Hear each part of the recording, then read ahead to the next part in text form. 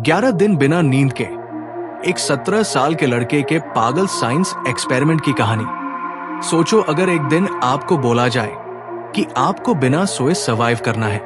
हो सकता है एक दिन मैनेज हो जाए, शायद 2 दिन भी, पर अगर आपको 11 दिन तक नहीं सोना पड़े, आप क्या करेंगे?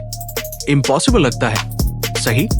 लेकिन एक 17 साल के लड़के ने 1963 में ऐसा किया, और इस एक्सपेरिमेंट ने न सिर्फ दुनिया भर के साइंटिस्ट को चौंका दिया, बल्कि एक वार्निंग भी दी कि हमारी बॉडी और माइंड पर स्लीप का क्या इंपॉर्टेंस है। दिसंबर 1963 का समय था। सैन डिएगो के एक high school student Randy Gardner ने डिसाइड किया कि वो अपने दोस्तों के साथ मिलकर एक एक्सपेरिमेंट करेगा जो आज तक किसी ने नहीं किया था। उसका गोल सिंपल था पर डेंजरस भी, बिना सोए 11 दिन तक सरवाइव करना। रैंडी का कहना था कि ये एक साइंस प्रोजेक्ट के लिए है, पर असली चैलेंज था इंसानी विल पावर और ब्रेन को टेस्ट करना। उस समय तक स्लीप डेप्रिवेशन को लेकर ज्यादा रिसर्च नहीं थी। लोग सिर्फ अंदाजा लगाते थे कि बिना नींद के रहना कितना डेंजरस हो सकता है, और रैंडी और उसके दोस्तों ने डिसाइड किया कि वो इस सवाल का जवाब देंगे। The beginning of the experiment. Randy का एक्सपेरिमेंट ऑफिशियली शुरू हुआ दिसंबर के एंड में। शुरू के दिन इजी थे। वो अपने दोस्तों ब्रूस मैकलिस्टर और जो मार्शानो के साथ बिजी एक्टिविटीज कर रहा था, जैसे गेम्स खेलना, मूवीज देखना और बातें करना। रैंडी ने सोच लिया था कि अगर वो अपने आप को एंगेज रखेगा तो वो इजीली बिना सोए रह सकता है, पर एक प्रोफेशनल टच लाने के लिए उन्होंने स्टैनफोर्ड यूनिवर्सिटी के sleep researcher doctor William demat को एक्सपेरिमेंट मॉनिटर करने के लिए इनवाइट किया। डिमेंट ने डिसाइड किया कि वो रैंडी की हेल्थ और मेंटल कंडीशन को डॉक्यूमेंट करेंगे। Day 1 to day 3, the first hurdles. शुरू के 24 घंटे तो रैंडी के लिए काफी स्मूथ गए, लेकिन जैसे ही दूसरा और तीसरा दिन शुरू हुआ, उसका एनर्जी लेवल और फोकस डिक्लाइन होने लगा। रिएक्शन टाइम स्लो हो गया था और उसे छोटी छोटी बातें याद करने में दिक्कत हो रही थी। साइंस कहता है कि नींद की कमी सबसे पहले आपके कॉग्निटिव स्किल्स को हिट करती है। रैंडी इसका लिविंग एग्जाम्पल बन रहा था। वो सिंपल मेमोरी गेम्स में स्ट्रगल कर रहा था, और उनकी टीम भी देख रही थी कि उसका बिहेवियर ग्रेजुअली बदल रहा है। डे 4 to day 6, हैल्यूसिनेशंस का शिकार। चौथा दिन रैंडी के लिए एक टर्निंग पॉइंट बन गया। उसे हैल्यूसिनेशंस होने लगे।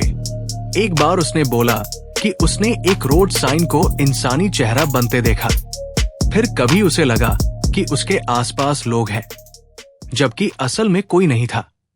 इस स्टेज पर डॉक्टर डिमेंट ने नोट किया कि रैंडी का ब्रेन माइक्रो स्लीप्स लेने लगा था, यानी उसका ब्रेन बिना उसकी नॉलेज के छोटी छोटी ब्रेक्स लेना शुरू कर रहा था।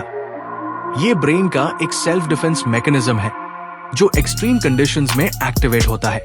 Day 7 to day 9, breaking point के करीब। 7वें दिन पर रैंडी एक ज़ॉम्बी की तरह लग रहा था। उसका कोऑर्डिनेशन वीक था, उसकी स्पीच स्लर्ड थी और उसका ब्रेन स्लो हो चुका था। एक टेस्ट में उसे बोला गया कि वो अल्फाबेट रिवर्स ऑर्डर में लिखे, पर वो एक भी लेटर सही से नहीं कर पाया। पर रैंडी का डिटर्मिनेशन कम नहीं हुआ। उसके दोस्तों ने इंश्योर किया कि वो हाइड्रेटेड रहे और उसके सराउंडिंग्स सेफ हो। लेकिन रैंडी का मेंटल हेल्थ विजिबली खराब हो रहा था। Day 10 to day 11, the grand final. Finally 10th और 11th दिन पर रैंडी के हैल्यूसिनेशंस और इंटेंस हो गए। उसने बोला कि वो अपने आसपास लाइट्स और स्ट्रेंज इमेजेस देख रहा है। उसका बैलेंस खत्म हो गया था और उसकी बॉडी एक हैवी एग्जॉशन फेज में चली गई थी।